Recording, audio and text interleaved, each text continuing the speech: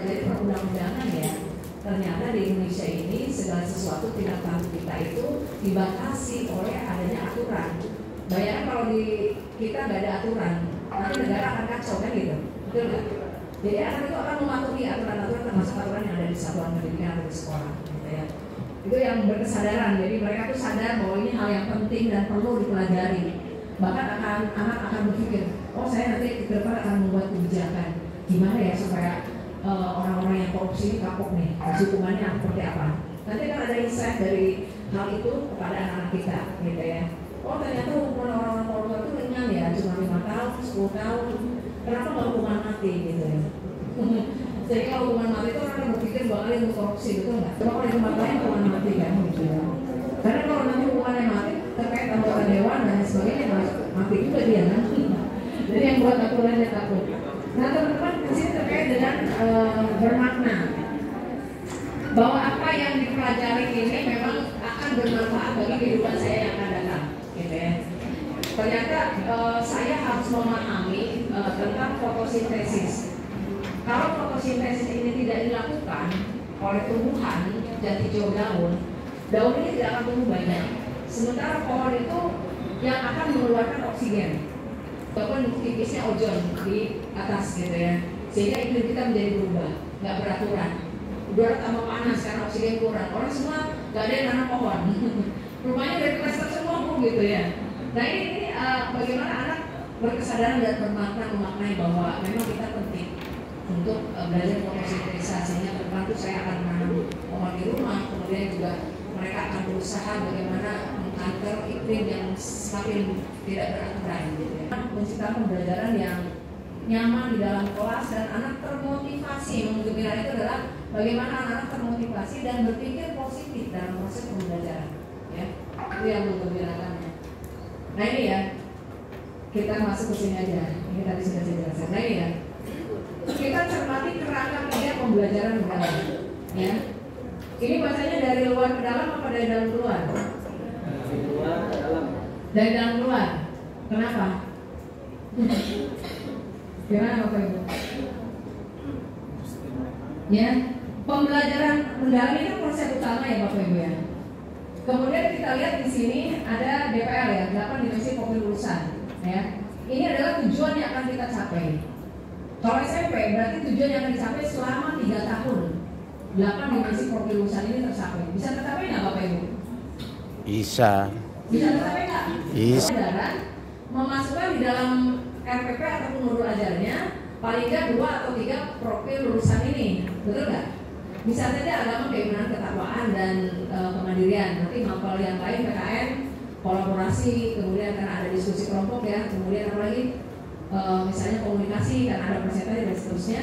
Akhirnya semuanya ketemu dalam dimensi ini, betul nggak? Nanti olahraga akan terkait dengan kesehatan atau PKN dengan keluargaan. Nah akhirnya 8 dimensi ini akan tercapai. Jadi kita harapkan anak-anak itu mampu memahami kenapa sih harus belajar tendangan bola gitu ya. Kenapa Bapak Ibu? Ya walaupun Bapak Ibu bukan guru olahraga. Nah kaki ini kan bagian tubuh yang paling penting bagi struktur tubuh manusia. Kalau kakinya udah nggak sehat nggak bisa berdiri tegak, betul nggak Bapak Ibu? Betul ya. Makanya otot kaki ini perlu dilatih. Misalnya saya usianya udah 57 tahun, saya tetap olahraga Bapak Ibu. Saat saya melatih teman-teman narasumber di pusat itu selama 6 hari di hotel itu Bapak Ibu, saya tetap berolahraga hari rumah, saya olahraga pasti. Betul kan? Tapi kalau kita tidak terlatih otot kita, itu makanya perlu kita sampaikan ke anak kita. Ini adalah yang merupakan tubuh. Tegaknya tubuh seseorang yang menyatakan sehat atau tidaknya dari kaki. Gitu. Makanya kaki harus dirawat betul Bapak Ibu.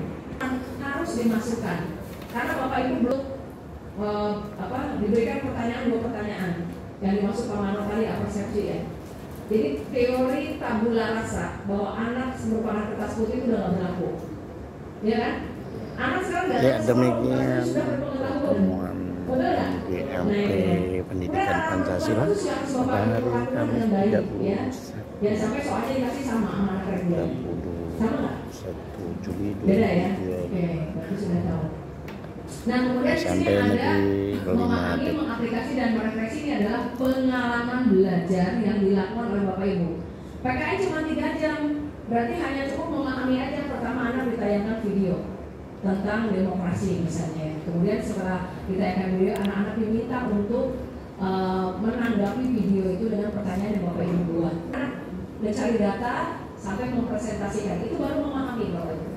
Ada guru yang membimbing anak mengamati peristiwanya dan seterusnya, itu kan relate kejadiannya misalnya, itu baru memahami. Nah, minggu depan Bapak Ibu akan membuat pengalaman belajarnya mengaplikasi. Jadi satu pertemuan itu hanya memahami aja boleh Bapak Ibu, kalau pengalaman belajar, gitu ya. Tapi seandainya Bu bisa selama 3 jam itu kita memahami, mengaplikasi dan merefleksi, boleh nggak? Boleh. Boleh, gitu ya, boleh. Tapi bukan berarti setiap pertemuan 3 jam harus muncul, tidak, ya. Paham Bapak Ibu bedanya? Terus yang lain tidak ada tanda panah, kenapa ini ada tanda panah? Kenapa Bapak Ibu memahami, mengaplikasi, merefleksi ini ada tanda panah? Ini dinamakan scaffolding, bahwa pengetahuan itu berjenjang dari yang paling mudah ke yang sulit dan sangat sulit. Menguasai dan mengambil merefleksi. Itu adalah tahapan tertinggi dalam berpikirnya dari refleksi, ya, menyimpulkan lah. Ya, mensintesis gitu ya. Nah, itu adalah tahapan berpikir paling tinggi, termasuk di taksonomi itu juga sama. Anak membuat opini ya terkait negara monarki dan negara republik. Kemudian anak bisa menyimpulkan. Nah, itu sudah masuk merefleksi, gitu ya. Jadi refleksi dari hasil belajar yang sudah mereka tempuh.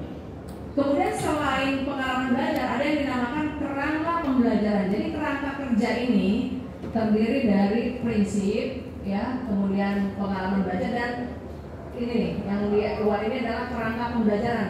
Kesemuanya ini namanya kerangka kerja. Jadi kerangka kerja dengan kerangka pembelajaran beda, ya.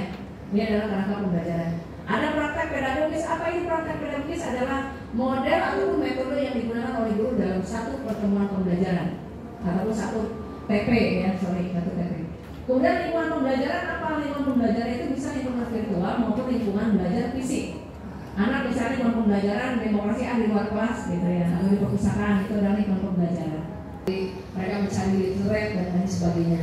Nah, kemudian pembelajaran digital ya, masih ada yang blank spot nggak? Sekolah.